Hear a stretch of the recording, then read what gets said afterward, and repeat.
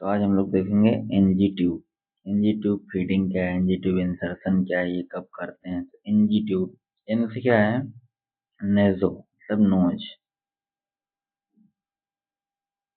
ये नोज, जी से gastric, GASTRIC, gastric का मतलब स्टमक, STOMACH। जब कोई जैसे कोई प्लास्टिक ट्यूब है जो कैथेटर एनजी ट्यूब जो दिख रहा है इस इमेज में, वो जब नोज से डालते हैं और स्टमक तक जाता है तो उसको एनजी ट्यूब बोलते हैं।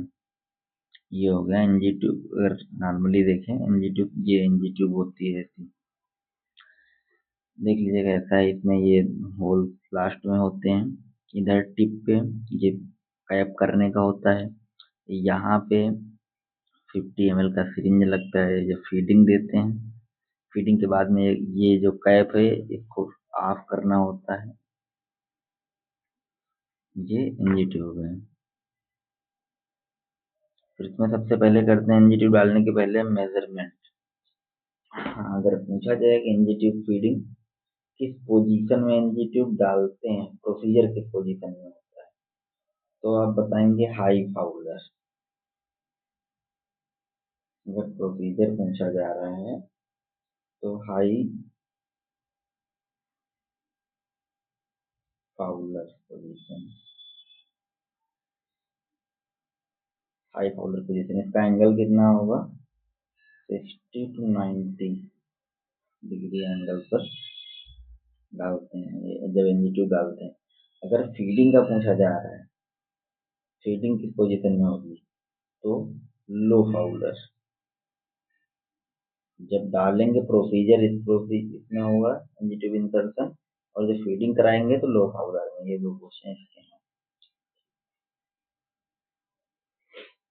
ये मेजरमेंट कैसे करते हैं, तो सबसे पहले नोज से लेके ईयर का जो ये पार्ट होता है नीचे वाला दिख रहा है ईयर पिन्ना में, यहाँ तक नापेंगे।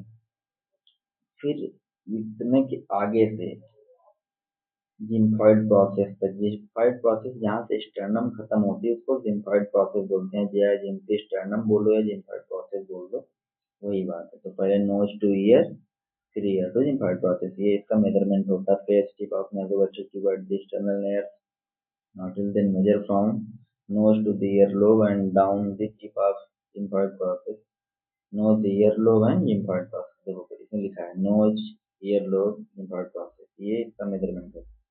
अब इसका ईयर तक क्यों ले जाते हैं, तो ये देखिए जब एनजी ट्यूब डालोगे तो इसको ज्यादातर हम लोग लेफ्ट साइड से प्रेफर करते हैं।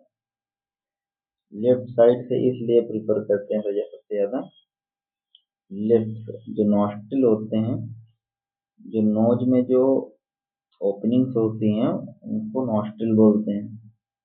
तो लेफ्ट नॉस्ट्रिल से इसको जो डालते हैं प्रेफर करते हैं, क्योंकि लेफ्ट साइड में जो नेजल सेप्टम होता है ये बॉडी में, नोज में, तो नेजल सेप्टम जो होता है ये थोड़ा सा राइट साइड की तरफ ज्यादा होता है, तो लेफ्ट साइड में स्पेस थोड़ा ज्यादा होता है, इस वजह से डालते हैं। दूसरी चीज, अधिकतर मेडिकल कोई प्रोसीजर जो भी होते हैं उनमें जो भी मेडिकल स्टाफ होता है लेफ्ट साइड ही पेशेंट की खड़ा होता है। इसको ईयर से क्यों नापते हैं, क्योंकि देखो ये जो फायरिंग्स होता है लगभग ईयर पिन्ना के लोकेशन की इनर साइड में होता है। फायरिंग्स वायरिंग्स इसका ये पोजीशन आप लोग देख पा रहे होंगे, ये यहाँ ईयर के पास यार, इसलिए पहले यहाँ पे और फिर यहाँ से जिम्फॉइड प्रोसेस खत्म होता है। जहाँ से जिम्फॉइड प्रोसेस खत्म हो रहा है ये यहाँ पे खत्म होता है और यहीं तक स्टमक होता है, तो यहाँ तक इसलिए नापते हैं।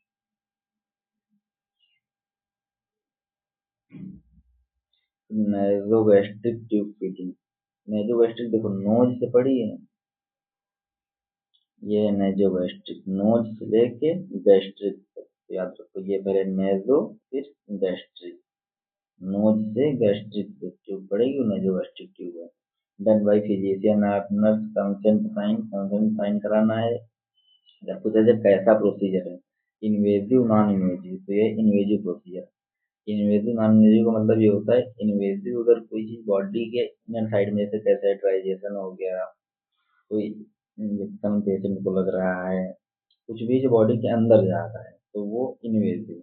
इन से याद रखो, अंदर, और जो नॉन इन्वेजिव होगा जो बॉडी के बाहर साइड में, जैसे कोई क्रीम बॉडी लोशन जो भी अपर साइड बॉडी को रहा, कोई एक नॉर्मल, तो वो सब आएगा नॉन इन्वेजिव में। और क्या, पेशेंट हाई फाउलर पोजीशन, देखो ये लिखा है इंसर्शन में हाई फाउलर, एक ये पॉइंट मेजर सही है। Main measure distance from nose to stomach, use last lubricant, इसमें यहाँ लुब्रिकेंट का यूज करते हैं, वही लिग्नोपेन जेली का क्यों करते हैं, क्योंकि लुब्रिकेंट जेली में उसमें एनेस्थीसिया होता है, थोड़ा सा पेशेंट को पेन नहीं होगा, डिस्कम्फर्ट नहीं होगा, पेशेंट स्टैटिक सैलो स्टूओ and air do not force. जब इंजी ट्यूब डालते हैं तो पेशेंट को बताते हैं कि हल्का सा सैलो करता रहा, जैसे खाना खाते टाइम आदमी मुंह चलाता है वैसे ही। Tube placement verified by fluoroscopy या रेडियोस्कोपी। अब देखो जैसे इसका प्लेसमेंट चेक करना है तो इसका सबसे अच्छा मेथड होता है कि यहाँ पे एक्सरे करा दो। एक्सरे में इसमें एक रेडियो ऑपरेटिव लाइन होती है इंजी ट्यूब में, तो वो डिटेक्ट हो जाएगी, इसलिए एक्सरे कराते हैं। जो यहाँ पे रेडियोग्राफी लिखा है, रेडियोग्राफी में जितने एक्सरे, सिटी स्कैन, स्कैनिंग वाले टेस्ट हैं वो सब एक्सरे में आते हैं। और फिर इसके लिए एक और मेथड होता है कि एनजी ट्यूब को डाला जाए तो उसके बाद में यहाँ पे 50 ml का सिरिंज लगाओ जहाँ से फीडिंग कराते हैं, फिर यहाँ पे स्टमक में स्टेथोस्कोप लगाओ, और फीडिंग वाले सिरिंज में केवल एयर आपको पुश करना है। जब एयर पुश करोगे तो स्टमक के पास में थोड़ा सा आवाज सुनाई देती है, स्टेथोस्कोप से सुनना पड़ता है, एक मेथड होता है। एक और होता है जहाँ जिधर टिप ऑफ जो लास्ट जो अपर साइड का एनजी ट्यूब का होगा, इधर से फीडिंग कराते हैं, उस पार्ट को एक बावेल में, बावेल समझ रहे हैं ना, वही कटोरा बोले तो, ये जैसे कोई बावेल है, इसमें पानी भरोगे, पानी भर के इसी के अंदर इसका टिप रखोगे। अगर ये लंग्स में गया होगा तो लंग्स में क्या होती है, एयर, जब एयर पानी में जाती है तो बुलबुले जैसे उठते हैं ना हल्के से, तो अगर लंग्स में होगा तो बुलबुले उठेंगे तो मतलब सही नहीं पड़ी है, अगर बुलबुले ना उठे तो मान लो सही पड़ी है। ये तीन इसके डिटेक्ट करने की, मतलब सही पड़ी है या नहीं पड़ी है। अब फीडिंग कैसे कराएंगे, तो देखो 50 ml का सिरिंज जिसका ऊपर का वो हटा दिया जाता है, क्या बोलते हैं उसको, नाम नहीं आ रहा है उसको, हाँ प्लंजर हटा देते हैं इसका, और बाकी का बैरल है, निडिल हटा देते हैं, निडिल के आगे जहाँ पे लगती है निडिल वहाँ पे ट्यूब लगा देते हैं, और ये फीडिंग चल रही। फीडिंग में क्या है, लिक्विड फीडिंग कराते हैं, इसमें बच्चे की इमेज है, इसका मतलब ये नहीं केवल बच्चे कराते हैं, एडल्ट को भी, ओल्ड एज को, सबको है।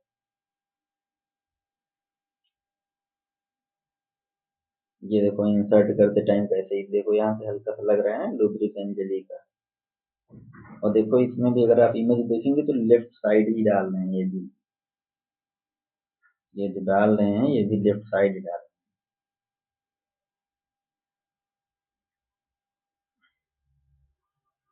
What is nasogastric tube insertion? A term thin tube is inserted through the nose down the throat into the stomach during surgery called nasogastric tube insertion। हाँ, इसमें एक दो क्वेश्चन में मैं जो बता रहा हूँ सुन लीजिए। पोजीशन इंसर्शन में, इंसर्शन पोजीशन क्या रहेगी,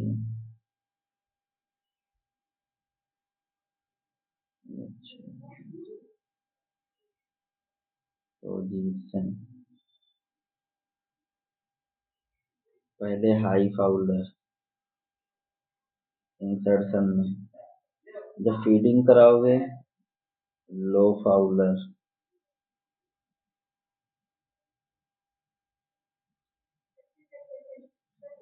लो फाउलर हो गया, और उसके बाद में हाँ फीडिंग लेफ्ट साइड से कराओगे।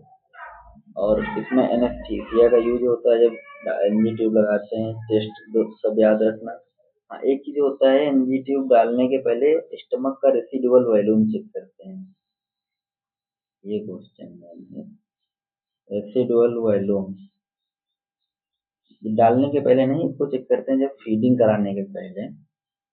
तो फीडिंग कराने के पहले इसका मतलब ये होता है जैसे पेशेंट को फीडिंग कराना, तो जैसे आप लोग खाना कब खाएंगे, जब भूख लगी होगी, तो पहले पेशेंट को देखते हैं कि उसके स्टमक में खाना फूड है या नहीं है, कितना है। तो यही जैसे सिरिंज इसमें लगी थी फीडिंग के टाइम, ऐसा ही सिरिंज लगाते हैं, सिरिंज से बाहर की तरफ खींचते हैं। अगर 100 ml से कम है, 100 से, तो फीडिंग, 100 से कम है तो फीडिंग होगी, मतलब खाना दिया जाएगा। अगर 100 से ऊपर है, अगर 100 से ऊपर है तो नो फीडिंग, फिर फीडिंग अवॉइड करेंगे। फिर थोड़ी देर बाद देखेंगे, घंटे 2 घंटे बाद, कि अब दें या अब कितना है रेसिडुअल वॉल्यूम। फिर अगर मुझे एक और ये हो गया, और रेसिडुअल वॉल्यूम निकालते समय, रेसिडुअल वॉल्यूम जब नापते हैं तो उसको जो फ्लूइड निकालते हैं एसेप्टो सिरिंज से, उसको फिर से पेशेंट के बॉडी में इंसर्ट करना होता है। जैसे निकाला मान लो आपने, फिर उसको बाहर नहीं फेंकेंगे। अगर बाहर फेंक देंगे तो जो स्टमक कंटेंट है वो बाहर आ जाएगा, तो उसका फ्लूइड एंड इलेक्ट्रोलाइट इम्बैलेंस हो जाएगा। उसको रीइंसर्ट करते हैं, रीइंसर्ट दी जो भी फ्लूइड कंटेंट आएगा। उसमें डाइट कैसी देती हैं, फ्लूइड डाइट देते हैं। ये सब क्वेश्चन के मेन है। जिसको नोट्स की रिक्वायर्ड हो, यहाँ पे अपना स्क्रीन शॉट मार सकता है, ले सकता है। इसमें एनजीट्यूब का पूरा दिया हुआ है, अच्छा सा नोट निकाला है मैंने। नेसोगैस्ट्रिक इंफेक्शन जो प्रोसेस पासिंग प्लेसिंग, वही पूरा सब लिखा है। रेसिडुअल वॉल्यूम का यहाँ पे लिखा है 100 से 150 ml, ये मेन 100 भी बोल सकते हो। कलर कोडिंग इसमें थोड़ा सा होती है, वो जैसा कैथेटर में, इसकी कलर कोडिंग जैसे कैथेटर हो गया, यूरिनरी कैथेटर हो गया, एनजी ट्यूब हो गया, सक्शन कैथेटर हो गया। इनमें से आप एक का याद कर लोगे, सबका वही रहता है। कलर कोडिंग जो है उसका नंबर जो है सेम होता है। Position use during insertion, high Fowler position, देखो ये लिखा है 60 से 90 डिग्री, सब बताया। एनजी ट्यूब फीडिंग पर्पज क्या है, प्रोवाइडिंग पर्पज इसका क्या है, प्रोवाइडिंग न्यूट्रिशन। ये सब आप लोगों ने पढ़ लिया है, सब बस एक बार देखेंगे समझ आ जाएगा। जैसे पर्पज क्या है, इंडिकेटिव फीडिंग है, तो इंडिकेशन में क्या है, कब दोगे, डिस्फेजिया हो रही है, किसी की difficulty in cellular unconscious, semi conscious patient, post operative patient, severe anorexia. Anorexia मतलब होता है भूख ना लगना, loss of appetite, loss of appetite को बोलते हैं anorexia. Gastrointestinal disorder, limiting oral intake. बस याद रखो, एनजी ट्यूब कब डालोगे, जब कोई अपने मन से खाना इंटेक नहीं कर पाएगा, फूड इंटेक नहीं कर रहा है तब। कब कब नहीं डालोगे, नेजल और फेशियल ट्रामा, किसी का ट्रामा, ट्रामा मतलब याद रखो एक्सीडेंट। अगर ट्रामा हुआ है, ट्रामा का मतलब वही एकदम टूट फट जाना पूरा। Oesophageal varices stricture recent oesophageal gastric, अगर एक कुछ कंडीशन है तुम नहीं डालोगे। अमाउंट कितना एक बार में एडल्ट को दे सकते हो, तो 2 से 300 ml एक बार में दे सकते हो। चिल्ड्रन में कितना, 20 से 30 ml पर केजी बॉडी वेट। ये पर फीडिंग दोगे, एक फीडिंग में। अगर तुमसे इतने फीडिंग में टाइम कितना होना चाहिए, तो 2 से 3 घंटे बाद। जैसे 2 से 300 ml अभी दे दिया, तो 2-3 घंटे बाद दोगे। Assess before feeding, check placement, auscultated bowel sound, ये सब भी वही जो फीडिंग असेस करने को बताए थे, वही सब टेस्ट इसमें दिए हैं।